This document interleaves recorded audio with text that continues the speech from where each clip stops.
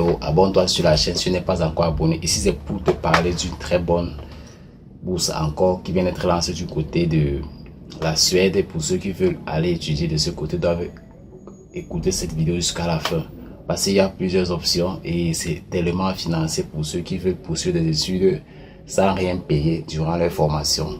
Pour les pays éligibles, il y a plusieurs pays, notamment l'Afrique, l'Amérique latine et l'Asie aussi et quelques pays d'Europe. Donc tous ceux qui veulent écouter, postuler et savoir comment il faut faire, c'est maintenant qu'il faut écouter. Donc c'est très important de t'abonner d'abord à la chaîne pour ne pas oublier les prochaines, ou bien éviter, ou bien ne pas être informé des prochaines publications. Donc abonne-toi d'abord à la chaîne, clique sur le lien abonner, s'abonner là pour t'abonner rapidement. Alors comment ça se passe? D'abord, tout le monde le sait que la Suède est un pays aussi développé à son niveau et très croissant au niveau éducatif et aussi technologique. Donc, il faut savoir saisir cette opportunité unique qui s'offre à vous pour ce programme de formation boursière. Ici, il faut avoir déjà un diplôme de licence pour être éligible au programme de licence déjà et déposer ta candidature à temps.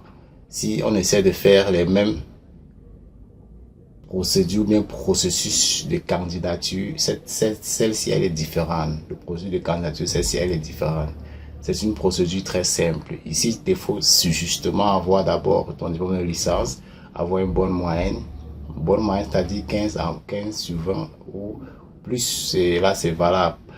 Et aussi, il faut avoir un très bon CV. Il faut faire un très bon CV pour postuler. Ne pas avoir repris un niveau un cycle bachelor pendant 3 ans, autant pour moi. Ne pas avoir redoublé un niveau durant 3 années.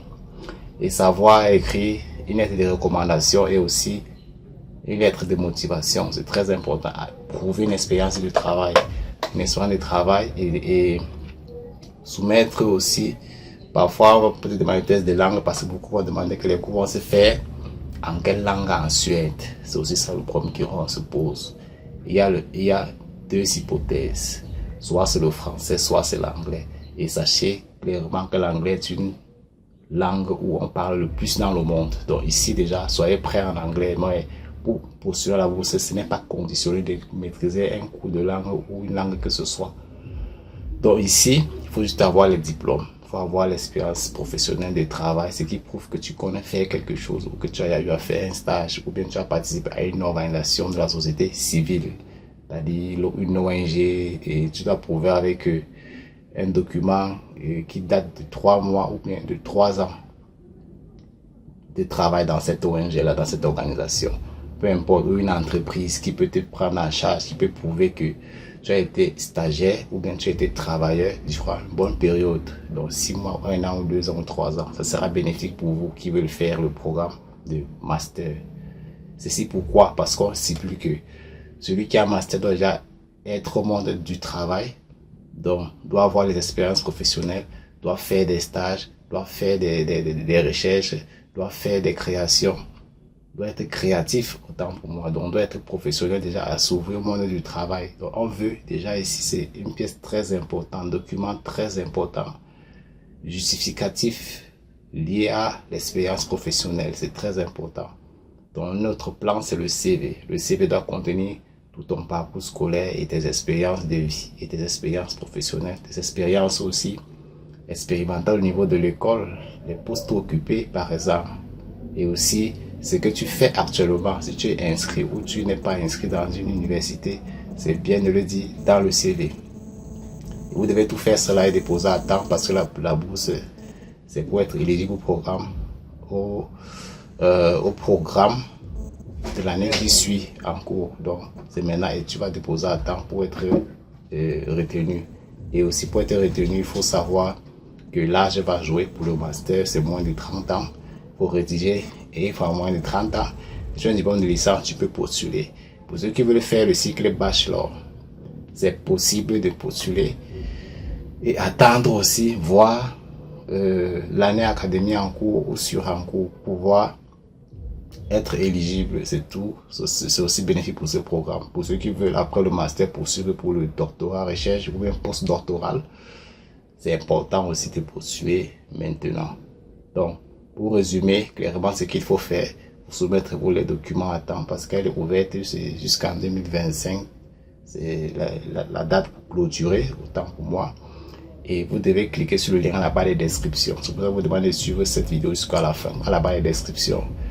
Cliquez sur ça et allez sur la page, voir les étapes qu'il faut faire parce qu'elle vient d'être lancée. Elle est complètement financée. Vous aurez les allocations mensuelles, les aides et l'assurance maladie et l'université va vous loger, le billet d'avion aller et retour, indemnisation, assurance maladie. Donc beaucoup de choses vont à l'intérieur de cette bourse-ci.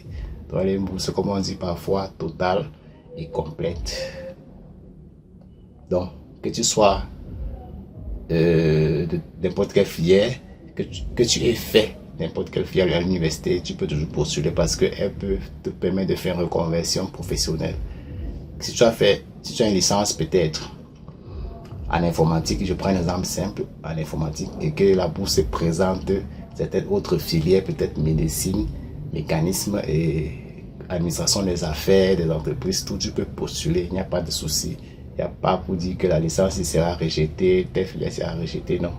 Donc il faut essayer de déposer si vous avez juste les diplômes qu'il faut et vous respectez les conditions d'éligibilité. C'est important de déposer votre dossier à temps pour espérer être validé et vous serez validé. Si vous avez des très bons documents et vous rédigez bien, vous parlez bien votre corpus dans le document, vous serez retenu. Donc, au préalable, peu importe ton pays, mais il y a les pays d'Afrique subsaharienne qui ne sont pas retenus dans cette bourse-ci. Ce n'est pas tous les pays d'Afrique. Parce qu'on a sélectionné, on a choisi minimum près de plus de 30 pays qui ne sont pas, la plupart en Afrique, on a plus de 30 pays. Donc, ceux qui croient qu'il faut postuler, passer suite dans mon pays, il faut d'abord vérifier sur le lien à la description. Vous cliquez, vous allez voir les pays éligibles. Vous fouillez très bien. Vous voyez, si ton pays est éligible, tu peux postuler. S'il ne l'est pas, tu ne postules pas. Donc, ciao. Tu t'abonnes et tu postules alors pour tenter ce que tu vas réussir. Et vous abonnez-vous massivement. Merci.